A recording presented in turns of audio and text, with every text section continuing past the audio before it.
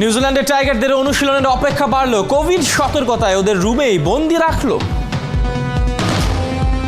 Unavoidable সার্কামস্ট্যান্সেসের কারণে এটা সরকারের দিক থেকেই নিষেধ করা হয়েছে। বাংলার পেস ইউনিট নিয়ে মাশরাফির হতাশা, ক্রিকেটার আর বোর্ড দুই দিক থেকেই মিছে আশা। ইট ইজ ভেরি ইম্পর্টেন্ট যে আপনি টেস্ট ক্রিকেটের ওই খালি জোরে বল করতে পারলেই তো হবে না। কিছুতেই কাটছে না ওপেনিং এ টাইগারদের দুর্বলতা, জানা গেল মিঠুনকে নিয়ে নতুন পরিকল্পনার কথা। একটা ইনিংস খেলে কিন্তু খুব একটা কিছু আমি কিছুটা হইলেও বুঝতে পারছি, বাট আমি বলবো না যে আমি ওপেনিংয়ে সব কিছু ধরে ফেলছি। সাফ অনূর্ধ্ব 19 নারী ফুটবলে ভারতের বিপক্ষে দারুণ জয়, বাংলার মেয়েদের ফাইনালের পথ সহজ হয়। কাল স্বাধীনতা কাপের শিরোপা ধরে রাখার মিশন বসুন্ধরার, আবাহনীর লক্ষ্য ট্রফি ফিরিয়ে আনার।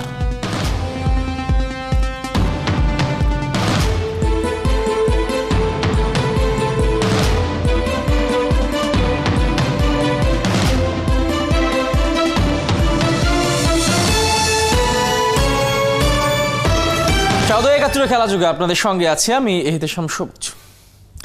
টাইগারদের 2 দশকে টেস্ট ক্রিকেটে উন্নতির দেখা নাই, সাম্প্রতিক ছন্ন ছাড়া পারফরমেন্সে বড় আশা করার সুযোগটা কই?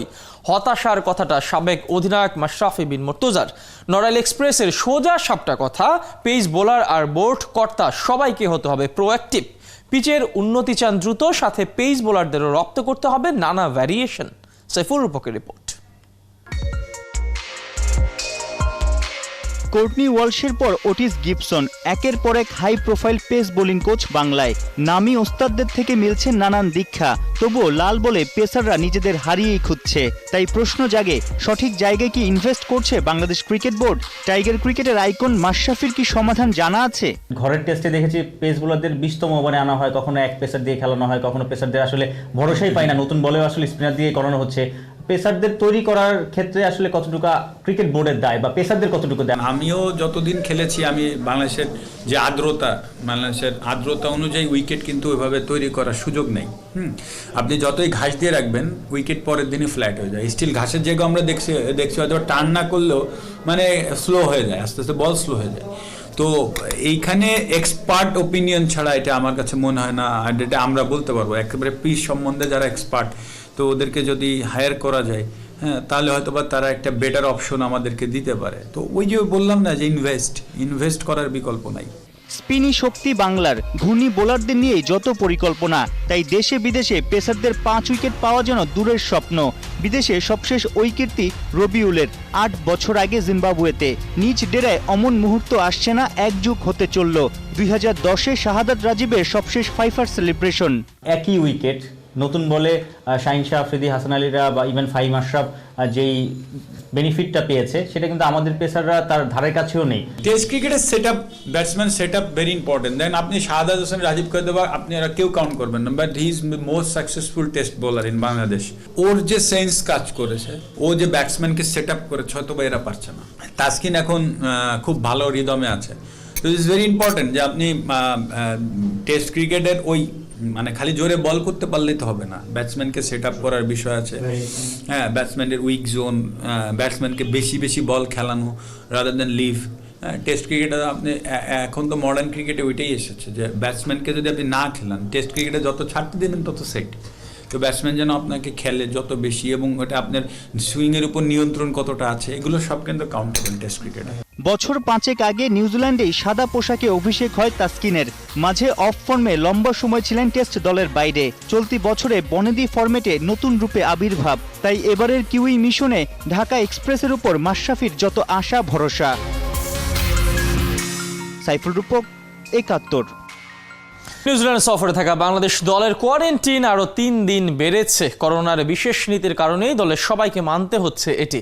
প্রথম 7 দিন পর বাংলাদেশ দলের একাংশ প্র্যাকটিসের অনুমতি পেয়েছিল, তবে নিউজিল্যান্ডের স্বাস্থ্য মন্ত্রণালয়ের নতুন বিবৃতি বলছে বাংলাদেশ আগামী 3 দিন অনুশীলন করতে পারবে না, সবাইকে ইয়েলো ব্যাচ পরে রুম কোয়ারেন্টিনে থাকতে হবে। নিউজিল্যান্ড থেকে বাংলাদেশ দলের লজিস্টিক ম্যানেজার নাফিস ইকবালও তেমনটাই জানিয়েছেন। করোনা আক্রান্ত হলেও সুস্থ আছেন spin bowling coach Rangana Herat. আগে থেকেই তো নিউজিল্যান্ডে একটা নিয়ম ছিল যেটা 14 দিনের কোয়ারেন্টাইন, বাট আমাদের ট্যুরের কিছুদিন আগে নেগোসিয়েশনের মাধ্যমে এটা 7 দিনের করা হয়েছিল, প্লাস 3 দিন। অ্যাকচুয়ালি এটা 10 দিন সবসময় ছিল, তো এখন হয়তোবা চেঞ্জেস একটাই আসতে পারে যে আমাদের এই এমআইকিউর আন্ডারেই হয়তোবা 10 দিন থাকবে, আর প্র্যাকটিসের ফেসিলিটিসটা আমরা যেটা কালকে পারমিশন পেয়েছিলাম, আজকে আমি আবার বলতে চাচ্ছি কোনো আনঅ্যাভয়েডেবল সার্কামস্ট্যান্সেসের কারণে এটা সরকারের দিক থেকেই নিষেধ করা হয়েছে। ব্যর্থতায় ঘুরপাক খাচ্ছে টাইগার ওপেনার। টেস্টে কার উপর রাখা যাবে ভরসা? মোহাম্মদ মিঠুনকে দিয়ে নয়া চকে বাংলা টিম ম্যানেজমেন্ট। ওপেনিংয়ে প্রথম পরীক্ষায় বড় শতক হাঁকিয়ে লেটার মার্ক। খেলাযোগকে বলেছেন ওপেনিংয়ে প্রমোশনাল লক্ষ্যের কথা। মিঠুনের সঙ্গে কথা বলেছেন সাইফুল রূপক। চোখের আড়াল তো মনের আড়াল, তাই তো গল্পের মাঝেও মিঠুন প্রিয় ব্যাটটাকে রাখতে চাচ্ছেন চোখে চোখে, মনের মাঝে। আবারও উইলোর ঝলক দেখাতে চান 22 গজে বাংলাদেশ ক্রিকেট লিগে। দিন চারেক আগে চট্টলায় 176 রানের মহাকাব্য। ওপেনিংয়ে নামার রহস্যের জট খুললেন ঢাকায় ফিরে। সেহওয়াগের জীবন বদলে দিয়েছেন বলা যায় ওপেনিংয়ে সৌরভ গাঙ্গুলী যখন তাকে নামিয়েছেন। আপনাকে শোনা যাচ্ছে যে রাসেল ডমিঙ্গো বলেছেন, পুরো ঘটনাটা জানতে চাচ্ছি, কবে ডমিঙ্গো বলেছেন আপনাকে ফার্স্ট ক্লাস ক্রিকেটে ওপেন করতে, বা কি মেসেজ দিয়েছে? চিটাগংয়ে পাকিস্তানের সাথে ফার্স্ট টেস্ট শেষ হওয়ার পরে ওই দিন রাতেও আমাকে ফোন করেছিল, করে আমাকে সেই সেম জিনিসটাই আবার আমাকে বলছে যে আমি চাই যে তুমি ওপেনিং করো। তো আমি বিশ্বাস করি যে তোমার টেকনিক ভালো, তুমি এই জায়গাটা করতে পারবো। রাতে মমিনুলও আমাকে ফোন করেছিল, তো বলছে যে আমি চাই যে আপনি ওপেনিং করেন। Test captain, coach, team management সবাই আপনাকে অনুপ্রেরণা দিয়েছে যে ওপেনিং করতে। আপনি ওপেনিং করেছেন, রান করেছেন, তারপর কি কারো মেসেজ পেয়েছেন বা কোনো শুভেচ্ছা পেয়েছেন? হ্যাঁ, সবাই ন্যাশনাল টিমে এখন বর্তমানে নিউজিল্যান্ডে আছে, আমাকে সবাই SMS করেছে, যেহেতু আমার সাথে সবারই ভালো। নিউজিল্যান্ডে আপনার সুযোগ হয়নি, কিন্তু এরপরে সাউথ আফ্রিকাতে আছে, হোম অ্যাওয়েতে অনেক সিরিজ আছে। ওপেনার হিসেবে বাংলাদেশে যে ওপেনার যারা খেলছে তারা ওইভাবে আসলে নিজেকে স্ট্যাবলিশ করতে পারছে না, যেহেতু তামিম ইকবালও নেই। টেস্ট ওপেনিং করতে হলে অনেক সাধনার ব্যাপার, সময়ের ব্যাপার। তো এখানে আমি যত বেশি রান করব, যত বেশি সময় উইকেটে কাটাবো, আমার এক্সপিরিয়েন্স তত বাড়তে থাকবে। জিম্বাবুয়ে সফরের পর তার খেলা হয়নি ন্যাশনাল টিমে গত 4-5 মাসে। এই সময়টাতে নিজেকে কিভাবে তৈরি করেছেন? এই সময় অনেক বড় ভূমিকা রেখেছেন সালাউদ্দিন স্যার। স্যারেরই প্ল্যান থাকে যে স্যার কোন দিন কি কাজ করবে, কোনটা আমার করা দরকার, এবং আমার সাথে স্যারের কথাই হয়েছে এইভাবে। আপনি যদি জায়গায় থাকেন তাহলে পিছিয়ে যাবেন। স্যারও এগ্রি করে যে ইমপ্রুভমেন্ট হচ্ছে না। কোথায় কোথায় কাজ করলেন ব্যাটিংয়ে? তো এটা তো সিক্রেট রাখাটাই ভালো।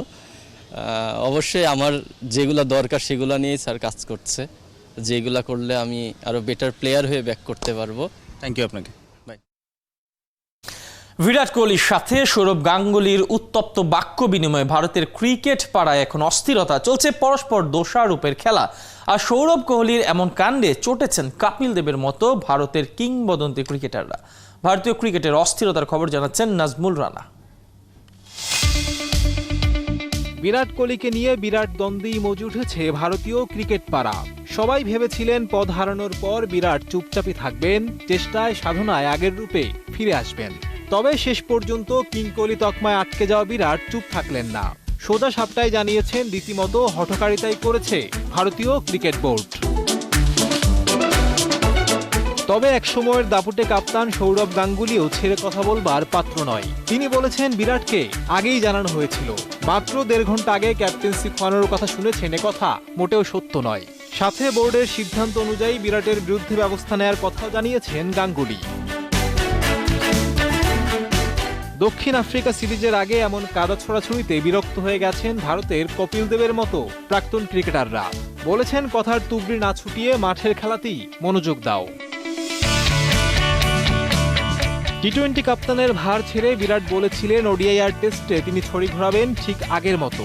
তবে সাদা বলে 2 ক্যাপ্টেন চায় না ক্রিকেট বোর্ড, এমন ঘোষণা দিয়ে বিরাটকে পদচ্যুত করে সৌরভ গাঙ্গুলীরা। রোহিতের সাথে কোনো দ্বন্দ্ব নেই, বারবার সে কথা বললেও বিরাট যে রোহিতকে ভালোভাবে নেননি সেটা তার কথা আর চালচলনে একেবারে প্রমাণিত। সাথে প্রকট হয়েছে ভারতের ক্রিকেটের বিভাজনটাও। কোহলি কিভাবে সরিয়ে দিয়ে যে ফাটলটা তৈরি করা হলো তাতে অনেকেই ভারতীয় ক্রিকেটের সর্বনাশটাই দেখে ফেলছেন। কারণ বিরাট তো সবচেয়ে বেশি সফল ছিলেন সেই ওয়ানডেতেই। শিরোপা খরা মেটাতেই যদি বিরাটকে সরানো হয়, রোহিত সেই শিরোপায় মুখ উজ্জ্বল করবেন তার নিশ্চয়তাই বা আছে কোথায়? এমন প্রশ্নটাও তুলছেন কোহলি সমর্থকদের কেউ কেউ। অনেকের আবার বিরাটকে অধিনায়কত্ব থেকে সরিয়ে দেয় আপত্তি নেই, তবে আপত্তি সরিয়ে দেওয়ার তরিকায়। কারণ কোহলি ভারতকে নিয়ে গেছেন যে উচ্চতায়, সেখানে দাঁড়িয়ে বিরাটকে কি এমন অসম্মান করা যায়? আবার অসম্মানের এই পরম্পরা চালু হলে যে আদতে ক্রিকেটেরই ক্ষতি হবে সে কথাও বলছেন অনেকেই। অনেকে বলছেন পারস্পরিক শ্রদ্ধাবোধ না থাকলে কি বিশ্বমঞ্চে একটা দল হয়ে খেলতে পারবে টিম ইন্ডিয়া? নাজমুল রানা, ৭১। সাফ অনূর্ধ্ব ১৯ নারী ফুটবলের শক্তিশালী ভারতকে হারিয়ে দিল বাংলাদেশ। ম্যাচের ৭ম মিনিটে পেনাল্টি থেকে স্বাগতিকদের পক্ষে জয়সূচক গোলটি করেন শামসুন নাহার সিনিয়র। টানা দ্বিতীয় জয়ে ফাইনালের পথে এগিয়ে গেছে বাংলাদেশ। ৩ ম্যাচে ওদের সংগ্রহ ৭ পয়েন্ট, সমান ম্যাচে ভারতের সংগ্রহ ৬ পয়েন্ট। রহমান পেয়ারের রিপোর্ট। এই ম্যাচে বাংলাদেশের যার প্রতিপক্ষ ইন্ডিয়া, কোচ অসাধ্য সাধনে নিজেদের প্রাণ বেঁধেছে বাংলার মেয়েরা, যাদের হৃদয়ের অতলে স্বপ্ন পুরি তাদের দমানো যায় না। দমিয়ে রাখতে পারেনি শক্তিশালী ভারত, তহুরা খাতুনদের দৃপ্ত শপথ।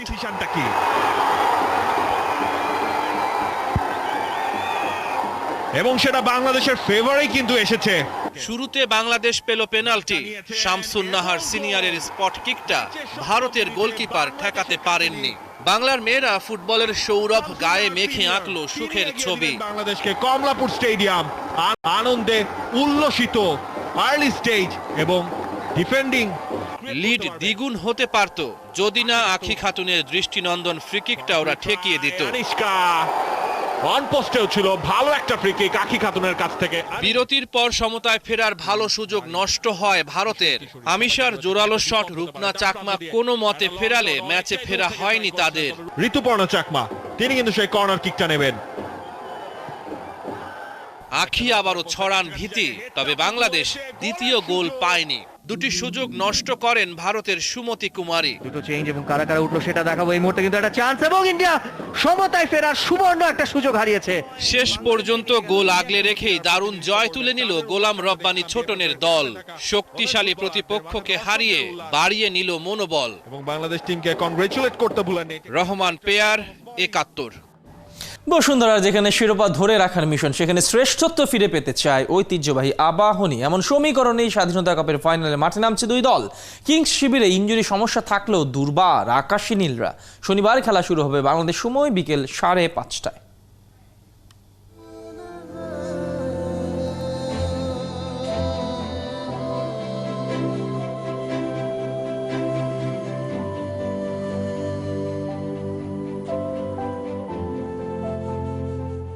স্বাধীনতার সঞ্জীবনী শক্তিতে উজ্জীবিত দেশের ফুটবল, স্বাধীনতার সুবর্ণ জয়ন্তীতে স্বাধীনতা কাপ দিয়ে মৌসুম শুরু বাফুফের। যে লড়াইটা ঠেকেছে ফাইনালে শিরোপার যুদ্ধে। শনিবার মুখোমুখি ঘরোয়া ফুটবলের সেরা দুই ক্লাব বসুন্ধরা কিংস আর আবাহনী। এক্সট্রা টাইম রোমাঞ্চে ফাইনালে ডিফেন্ডিং চ্যাম্পিয়ন্স। এই দুই দলের লড়াইটা কেন জানি ফুটবল থেকে পাশ কাটিয়ে চলে যায় পেশি শক্তিতে। ঐতিহ্য আর মর্যাদার লড়াইয়ে কেউ কাউকে এতটুকু ছাড় দিতে নারাজ। কথার লড়াইটা রূপ নিচ্ছে অপ্রীতিকর পরিস্থিতিতে। তাই স্বাধীনতা কাপের ফাইনালেও সবাই আছে এমনই শঙ্কাতে।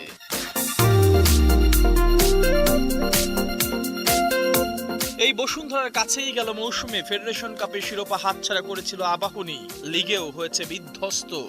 একসময় শিরোপা যাদের দুধে ভাত, ২০১৮ সাল থেকে সেই আবাহনীর কোনো ট্রফি নেই। এবার তাই নতুন দল গুছিয়েছে। কিংসের ঘর থেকে ছিনতাই করেছে বিশ্বকাপার কলিন রেসকে। পুরনো ৪ বিদেশির মধ্যে ধরে রেখেছে কেবল ব্রাজিলিয়ান রাফায়েলকে। একই সঙ্গে ইমন বাবু, রাকিব, সুশান্ত ত্রিপুরাদের দলে নিয়ে শিরোপার স্বপ্ন সাজাচ্ছে আকাশী নীলরা। তবে দারুণ ছন্দে থাকা বসুন্ধরা কিংসে ইনজুরি সমস্যা ছিটকে গেছেন অধিনায়ক তপু বর্মন।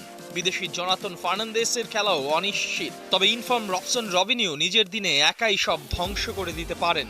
এখন পর্যন্ত ৫ ম্যাচে ১৬ গোল করে ওরা বুঝিয়ে দিয়েছে কতটা দুর্বার গতিতে ছুটছে কিংস দল।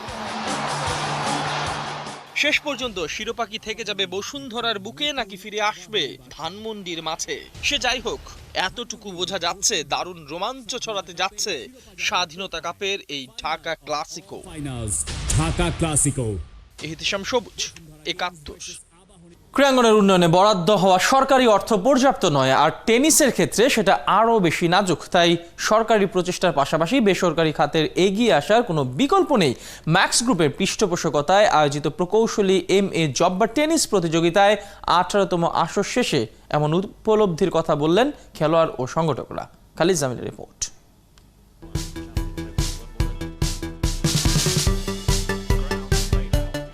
টেনিসটা এলিটদের খেলা। ইন্টারন্যাশনাল সার্কিটে কথাটার চল আছে বেশ। হবেই বা না কেন, দুনিয়া জুড়ে টেনিসের পেছনে যত বিনিয়োগ, খেলোয়াড়দের আয় আর ভেন্যুগুলোর আভিজাত্য ও ইতিহাস সেই কথার পক্ষেই সাক্ষী দেয়। একটা গ্র্যান্ড স্ল্যাম শিরোপা তাই কেবল খেলোয়াড়কে আর্থিকভাবেই এলিটদের কাতারে নিয়ে যায় না, সার্বিকভাবেই বদলে দেয় জীবনটাও।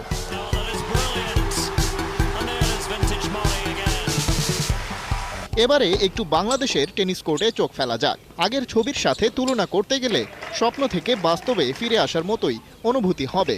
খেলোয়াড়দের মনের ভেতরেও সেই ভাঙা স্বপ্নের হাহাকার। প্রকৌশলী MA জব্বার টেনিস প্রতিযোগিতার জোড়া শিরোপা জিতে উল্লাসের পাশাপাশি তাই আক্ষেপের শেষ নেই এলিট টেনিস একাডেমির খেলোয়াড় ও কোচ রুবেল হোসেনের। যদি আপনার পিছনে গাইড না থাকে, আপনি তো ভালো করে খেলতে পারবেন না। টেনিস খেলা তো অনেক এক্সপেন্সিভ, সবাই তো আর খেলতে পারে না। 2-3 মাসের একটা ক্যাম্প করুক, তারপর আমরা বাইরে টুর্নামেন্ট খেলা, আমরা অবশ্যই রেজাল্ট করবো, বাট এটা তো হচ্ছে না। টেনিস আপনাকে টাকা ছাড়া সামনে আগানো খুবই টাফ। জনপ্রিয় একটা খেলা, কিন্তু আসলে বাংলাদেশে ওইরকম কোনো কিছু হয়নি। এত না পাওয়া আর আক্ষেপের মাঝেও ক্রীড়াঙ্গনের উন্নয়নের জন্য কিছু মানুষের লড়াই চোখে পড়ার মতো। প্রকৌশলী গোলাম মোহাম্মদ আলমগীর তাদেরই একজন। আরও অনেক ডিসিপ্লিনের পাশাপাশি দেশের টেনিসের উন্নয়নে নিরন্তর কাজ করে যাওয়ার প্রতিজ্ঞা তার।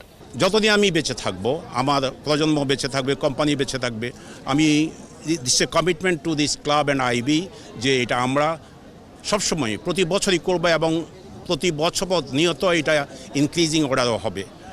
টাকা পয়সা থাকবে, বেশি প্লেয়াররা আসবে, প্লেয়ারদের মান উন্নত হবে এবং আমরা মান উন্নয়নের জন্য এখানে কিছু একটা ট্রেনিং প্রোগ্রামও করি। ক্রীড়া বান্ধব প্রধানমন্ত্রীর নেতৃত্বে খেলাধুলার দিকেও মনোযোগ দিতে চায় সরকার। তবে প্রকৌশলী MA জব্বার টেনিস প্রতিযোগিতার মতো প্রাইভেট ফান্ডিংয়ে এমন প্রতিযোগিতা সামনের দিনগুলোতে আরও বেশি হলে সমস্যার সমাধান হবে দ্রুত।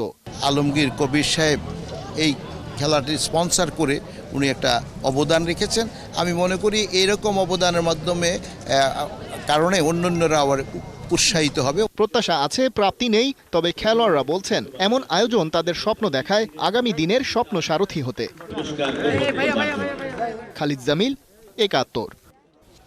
এই ছিল এখনকার খেলা যুগে। সরাসরি সংবাদ আর অনুষ্ঠান দেখতে থাকুন ৭১-এর ফেসবুক পেজে, আর সাবস্ক্রাইব করুন ৭১-এর ইউটিউব চ্যানেলে। প্রতি মুহূর্তে আমরা জানাচ্ছি করোনা সর্বশেষ। ভয় নয়, সচেতনতাই জয়।